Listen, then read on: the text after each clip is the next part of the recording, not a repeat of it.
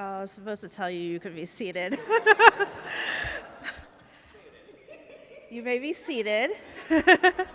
Good morning, church.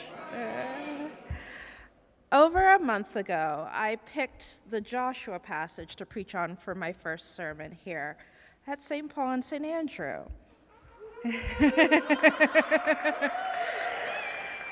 It was either Joshua or the tardy bridesmaids parable from the Gospel of Matthew.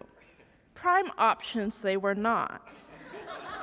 Ironically, I was drawn to the Joshua 24 passage because it is just so awful. It is so awful, it is actually irresistible. And then October 7th happened, and the irresistible became present, timely, inevitable. We skipped the most mind-blowingly disturbing part of Joshua 24, so I'm going to break the rules and read it for you. When you went over the Jordan and came to Jericho, the citizens of Jericho fought against you, as well as the Amorites, the Perizzites, the Canaanites, the Hittites, the Girgashites, the Hivites, and the Jebusites. And I handed them over to you. I sent swarms of hornets ahead of you that drove out before you the two kings of the Amorites. It was not by your sword or by your bow. I gave you a land on which you had not labored and towns that you had not built, and you live in them. You eat the fruit of vineyards and olive yards that you did not plant. Funny how genocide from thousands of years ago sounds so much like genocide today, down to the destroyed olive yards people did not plant. But I digress. Still, I ask you to bear with me for a little while I take a break from genocide today to consider a little longer the aftermath of genocide thousands of years ago. In all 33 verses of Joshua 24, including the ones not selected for our lectionary, land is mentioned 7 times, and serve is mentioned 15 times. Inheritance only comes up 3 times, possess or possession twice, and covenant twice. Now, I'm counting in English, not in Hebrew. This is an amateur sermon. If you want the Hebraic insights afterwards, Reverend Dr. Kay Carpin will be available after the service. But back to English. While land is mentioned 7 times and serve is mentioned 15 times, inheritance is only mentioned 3 times, possess or possession twice, and covenant only twice. That means the bulk of this passage is a conversation about land and serving. God gives land and people, and Joshua's message to the Israelites is that they must serve God in return. That is the covenant renewed for the umpteenth time. God gives land, they inherit and serve. But before we get to the serving part, let's dwell on this land and inheritance business. Over again, God gifts the Israelites an inheritance of land, but first God displaces them from their land of indigeneity. God takes Abraham from his birthland beyond the Euphrates, as Joshua tells us. Remember in middle or high school when perhaps you were taught about Mesopotamia? Mesopotamia, the land between 2 rivers, also known as the Fertile Crescent, was located beyond the Tigris and Euphrates rivers. Now, even for me, middle school was a while ago, so I hopped on Google and I looked at a map. When Joshua says God took Abraham from beyond the Euphrates, he is starting way north of what we today recognize as Israel-Palestine. And then the flow of this lineage follows a journey that progresses southwest all the way to Egypt, and then back north post-Exodus. In the words of the Lord, according to Joshua, it is recounted this history of the Israelites, generations of migration, generations of displacement, until now. Now they settle. They settle in the land that God, Moses, Aaron, and Joshua have worked to bring them to. And now it is payback time. But make note, By the time we jump to verse 14 of our Hebrew scripture reading today, Joshua is no longer relaying the words of the Lord. Though not demarcated, the monologue shifts to Joshua's own voice and his own declarations. Beginning in verse 14, he tells the gathered elite men, "Now, therefore, revere the Lord and serve him in sincerity and in faithfulness. Put away the gods that your ancestors served beyond the river and in Egypt, and serve the Lord. Now, if you are unwilling to serve the Lord, choose this day whom you will serve, whether the gods your ancestors served in the region beyond the river, or the gods of the Amorites in whose land you are living. But as for me and my household, we will serve the Lord." That is serve, serve, serve, serve, serve, serve, and serve.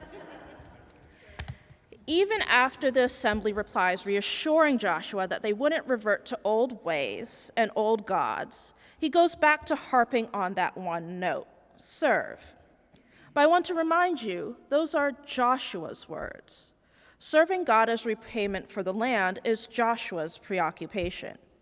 This makes sense because, as you may remember, Moses was by God because the Israelites had made false idols and were failing in their faithfulness. So God didn't let Moses live long enough to see the promised land. Not really fair. Really not fair if you consider that Moses was killed for the shortcomings of other people. I'm sure Joshua doesn't want a repeat of that. But even while Joshua's obsession with serving God and only God is understandable, there will be ramifications for his narrow-mindedness. Spoiler alert, if you're not sure what number covenant we're on, don't worry. It's not the last one.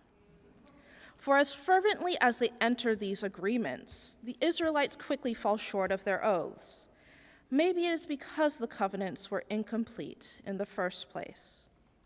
It is unsurprising that a displaced people, an abused people, an uprooted people, divorced from the ecosystems of their indigeneity and battered around the earth, would struggle with covenanting.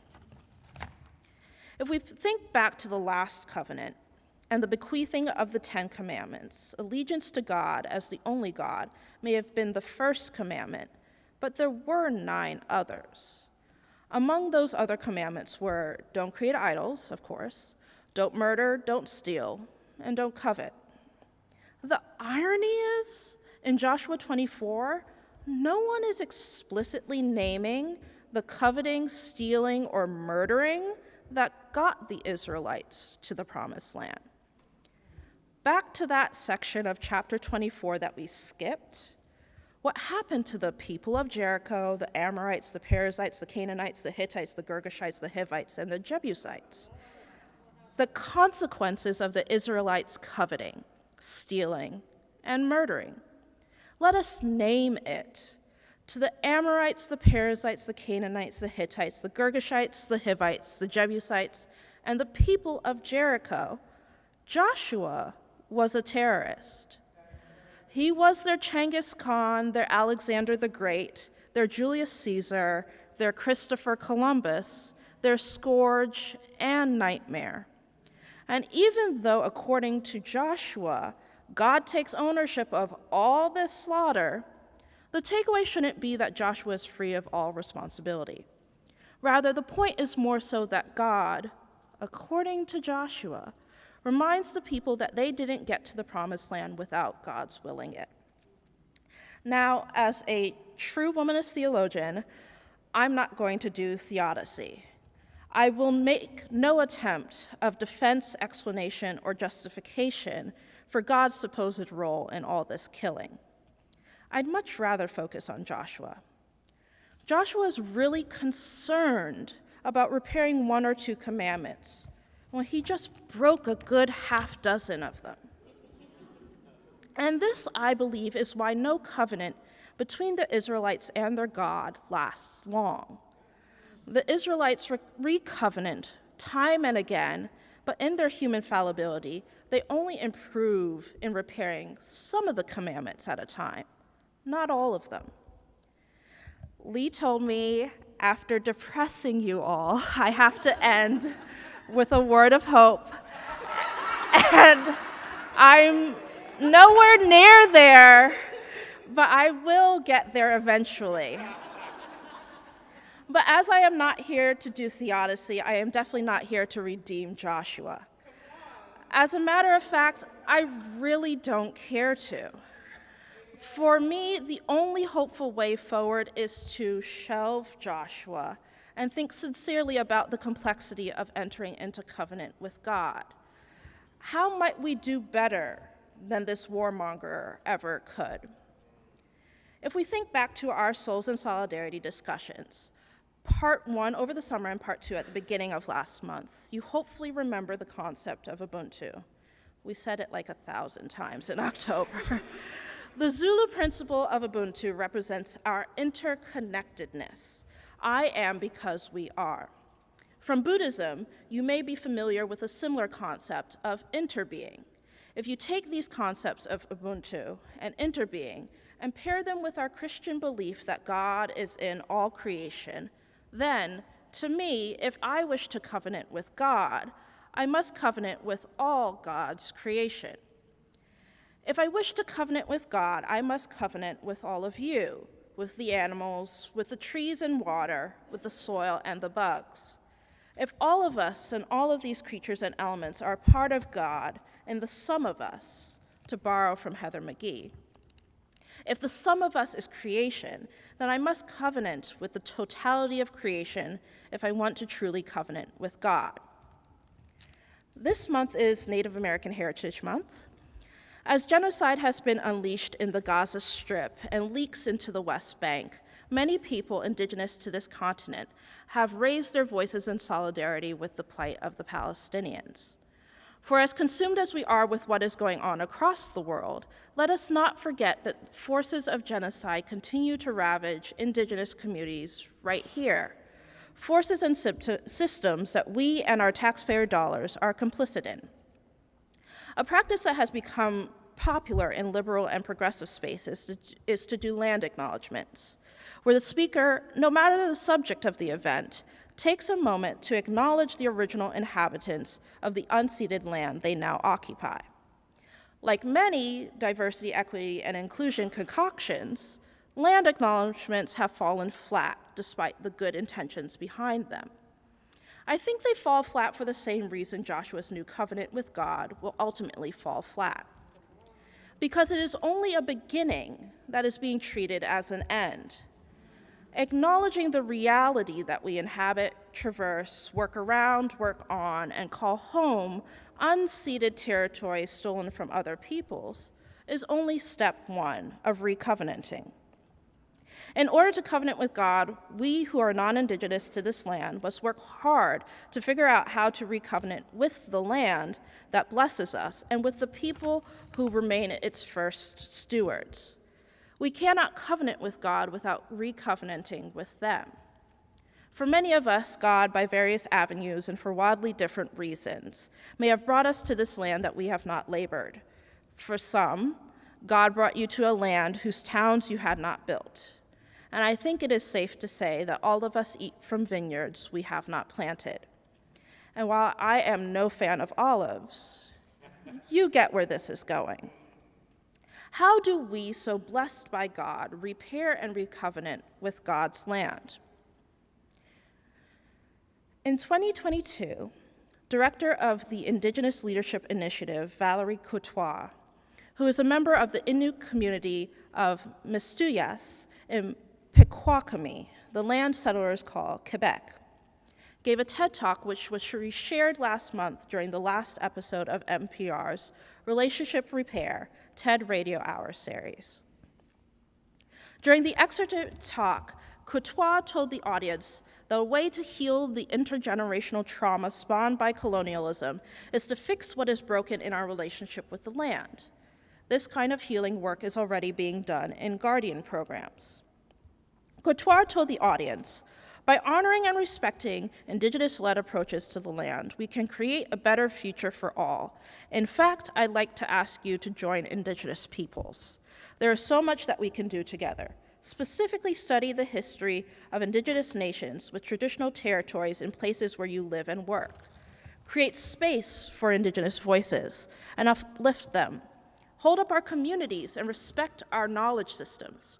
Make sure that you are using your political voices and voting for leaders who support this vision, because Indigenous guardians can ensure that we all have the future on this planet that we deserve and want, so that we can all continue to have an evolving love story with our lands and with our waters that we call home.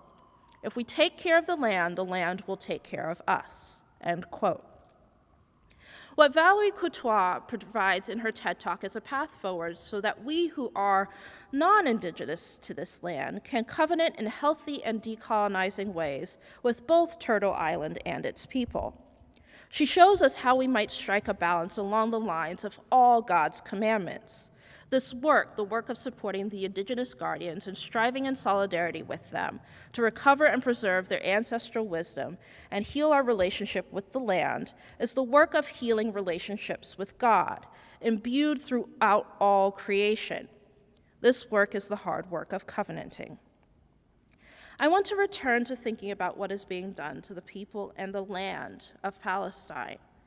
I am thinking of the over 36 premature babies who were in incubators at Al-Shifa Hospital before power was cut to the hospital, killing at least 2 of the babies as of yesterday. I think of the young woman being pushed in a wheelchair, the man tending to her screaming that she had undergone surgery mere hours before. She covers her mouth with a blanket in clear agony, her lower right leg amputated, several toes removed from her left foot.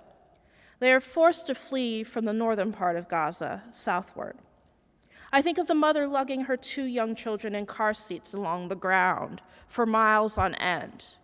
I think of the 90-year-old woman who had survived the 1948 Nakba, just to be forcibly displaced yet again by a country far younger than she. I think of the little boy trying to scavenge water from a puddle on the ground. I think of the image also of little filthy orange tabby kittens. A person retweeting the image said they were probably too dehydrated to clean themselves. I think of the olive trees that take decades to grow and bear fruit. Olive trees older than that fleeing grandmother, older than Israel, which has been persistently cutting them down. Many have likened the destruction of Palestinian olive groves to the mass slaughter of buffalo in the United States. Genocide always involves killing the land and animals that feed the people.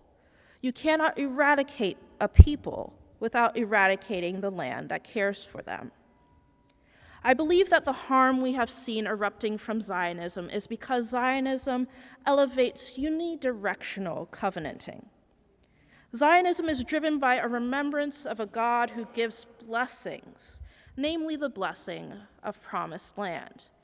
However, I don't know what covenant the modern Zionist project intends to return to God. What covenant can you make with God if you gain the land but kill the babies? What covenant can you make with God if you gain the land but kill the olive groves? Now, I don't know Zionism inside and out, so I must wonder if there is any hermeneutic of repair in Zionism. I must wonder what, if any, methodology there is for recovenanting in this moment. What is Zionism's plan to covenant with God once Gaza has been leveled?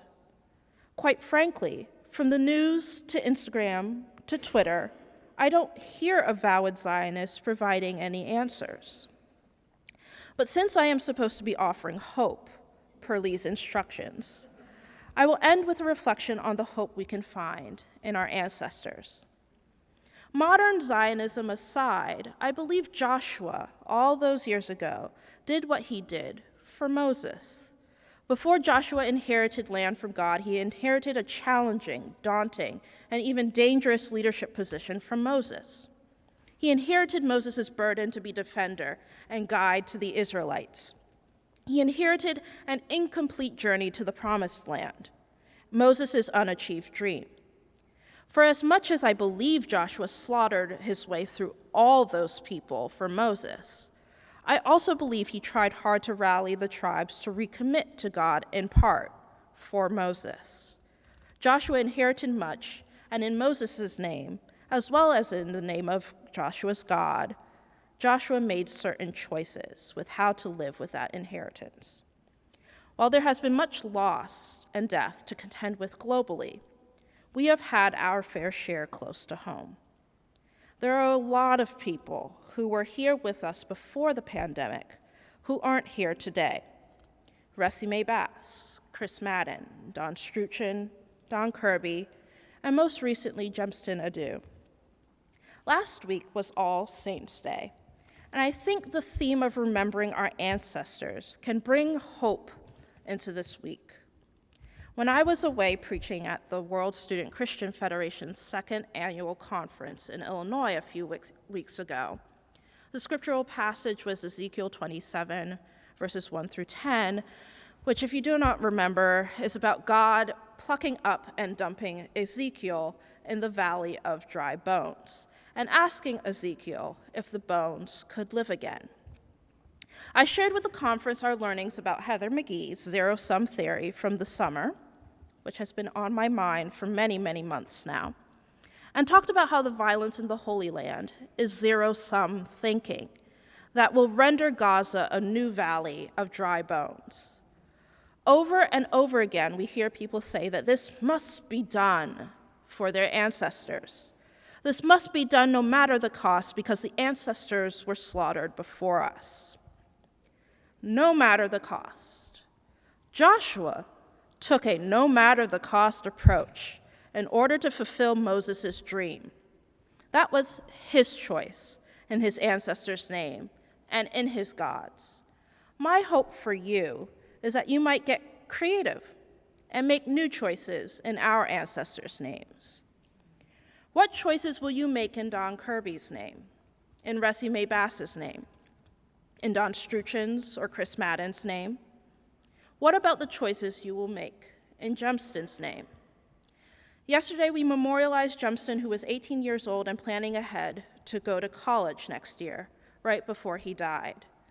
A week before he passed, to the day, Gemstain was at the orientation to inaugurate a new year of homework help tutoring.